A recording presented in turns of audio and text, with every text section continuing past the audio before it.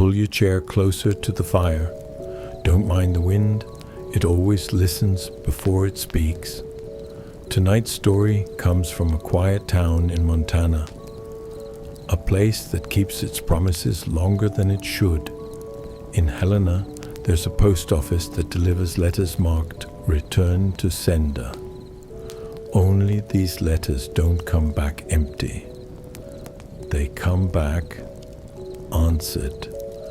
So, warm your hands and stay a while. This one needs to be told slowly. Larry found the first envelope by accident, if accidents still mean anything. It was tucked inside an old desk he'd bought at an estate sale near Butte, wedged between two warped drawers. The envelope was pale blue, brittle, addressed in careful cursive, and stamped with Helena, MT, return to sender. The return address was faded to a ghost, only the word box still visible. Inside wasn't the original letter. It was a reply. Same address, same tone, but a different hand entirely. More deliberate, older. The date was current. The name signed at the bottom belonged to a man who'd been dead for 40 years. Larry wasn't the kind to leap to conclusions. He'd worked for the postal system once, long enough to believe in routine, not miracles. Paper doesn't write back. It decays. But he couldn't shake the weight of the ink. It looked recent, still slightly raised under his thumb. The next morning, he packed the letter into a plastic sleeve and drove east to Helena. The highway was quiet, cracked, and silvered by frost.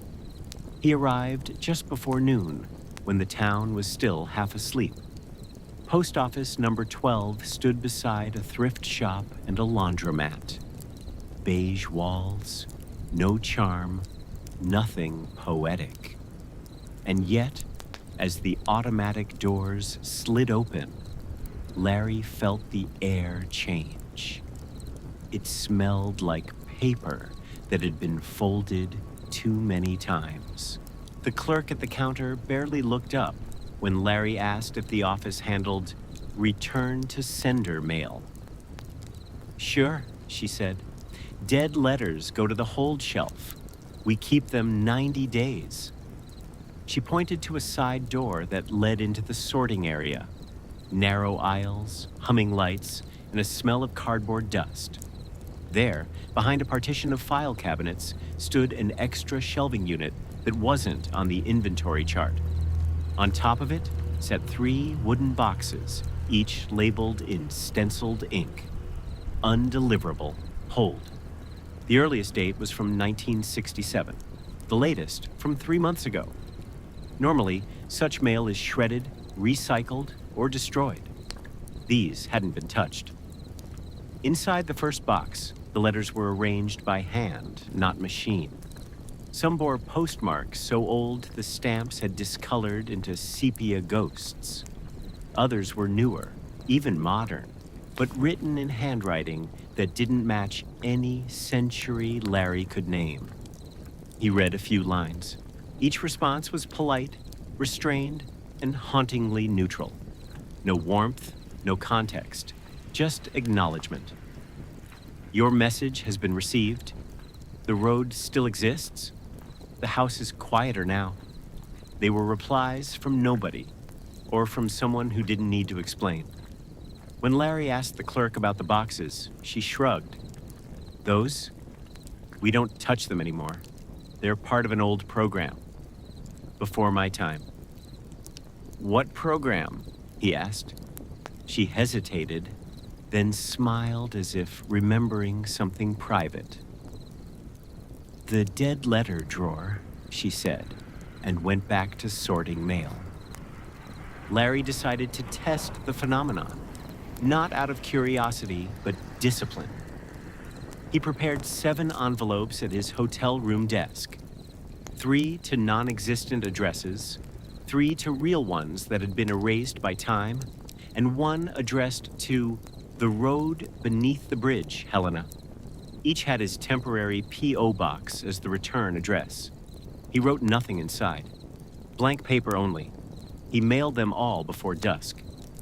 9 days later, the first one came back. Inside was a single sheet filled with small, neat handwriting. "We received your silence." It was enough. The glue on the flap smelled faintly of anise, a formula discontinued in the 1970s. The paper fibers were uneven, containing traces of rag pulp no longer used in modern stock. Larry ran a UV light across the surface. The date fluoresced brighter than the ink. Another envelope followed 3 days later. It contained directions instead of words. "Go past the old bridge when the snow stiffens. 70 yards after the bend." That evening, Larry followed the clue. The bridge was there, wooden, worn, unused. Beyond it, under the trees, he found a rusted metal tag tied to a branch with faded blue thread. The tag read, P.O. Helena. Dead letter drawer. He didn't touch it. He just watched as the frost climbed over the metal and the forest went still. Helena wasn't a town that hid its strangeness. It simply disguised it as nostalgia. Along the main street were sign painters, clock repairers, and a shop that sold nothing but fountain pen ink. Time, here, hadn't ended. It had been filed alphabetically. Larry met an elderly bookbinder who remembered the anise glue. "We used to seal condolence letters with it," he said. "So the scent stayed when words didn't." The man spoke like a witness who'd forgotten his oath. At a small repair shop, a woman restored rubber date stamps. She told Larry that sometimes, on snowbound mornings, the old canceled stamps appeared in her drawer again, with current dates. "The machines won't take them," she said, "but the paper does." At the town cemetery, some headstones bore tiny nail holes, remnants of old census tags once attached by mail carriers to confirm delivery zones. On one marker, someone had taped a yellowing envelope, its ink washed away by sleet. Helena, Larry realized, wasn't haunted by the dead. It was haunted by logistics. The quiet determination of things to keep moving even after meaning stops. The next letter came at dawn. It was addressed to Larry himself, his P.O. box printed in perfect alignment. No smudge, no pen pressure, just mechanical precision. Inside was a single line. "If you seek to understand, stop writing. Send nothing. Wait." He waited. A week passed, then another. On the 15th day, he found another envelope in his box. Same weight, same paper. The stamp, however, was pre-war. The contents chilled him. An old dispatch card, the kind used in the 1930s for scheduling delivery routes. All fields blank except one, where a word had been written in fine blue ink. Timetable. Larry compared the postmarks of every letter he'd received so far. Each had been stamped on a day when snow fell evenly and the temperature hovered at freezing. No wind, no thaw. He checked the weather archives. 9 dates, 9 perfect matches. When he overlaid them on a calendar, the intervals formed a rhythm, like the beat of a metronome that someone was keeping on the other side. The letters weren't random. They were synchronized to something. A schedule for the dead, perhaps, or for the mail that refused to die. Inside the post office, Larry began to listen. Not for people, for pauses. Every mechanical process has a rhythm, and where rhythm falters, the truth leaks through. He timed the sorting machine, 56 beats per minute. The stamping arm, 8. the clerk's receipt printer, 13-second intervals, everything measured, except for one stretch of silence every morning around 11:20 when the hum dropped away completely. He was there when it happened. The lights flickered once, not out, just dimmed. When they steadied, an envelope lay on the counter near the entrance. No one had walked in. It was addressed to him. Postmark, dead letter drawer. He weighed it on a postal scale, exactly 15 grams, the weight of a blank sheet and envelope combined. Yet when he held it, the air around it felt denser, as if gravity bent differently near it. He slid it open with his pocket knife. Inside, a single typed sentence. Do not ask a question unless you're ready to hear it without yourself in it.